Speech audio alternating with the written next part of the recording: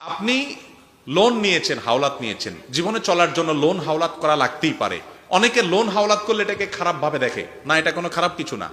আমাদের নবী করিম সাল্লাল্লাহু আলাইহি সাল্লাম হাওলাত নিছেন না, নেন নাই? মুসলমানের থেকে তো নিছেন, এক ইহুদির কাছ থেকেও ধার নিয়েছেন। বিধায় মানুষের প্রয়োজনে মানুষ ধার নেয়া দেওয়া এটা করতেই পারে।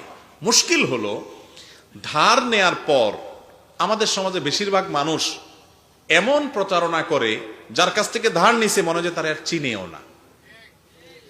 ধার নেয়ার পর ওই লোক যে বেচারা ধার দিছে সে এবার ভিক্ষুকের মতো তার পিছে পিছে ঘুরা লাগে। যেই দোকানদার বেচারা বাকি দিছে, উপকার করছে, এরপরে সে আর ওই দোকানের সামনে দিয়ে হাঁটে না, আরেক দোকান থেকে যায় সদাই খায়। এই রোগগুলো আমাদের সমাজে আছে না নাই?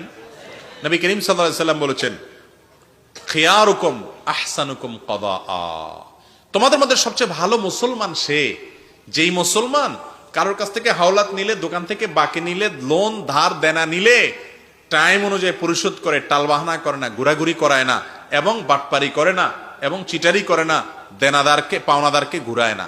এই ব্যক্তি হলো আসল ভালো মুসলমান। ভালো মুসলমান শুধু লেবাসে পোশাকে হয় না, লেনদেনে কায় কারবারে মানুষ ভালো মুসলমান হয়। সেটা আমরা করি না।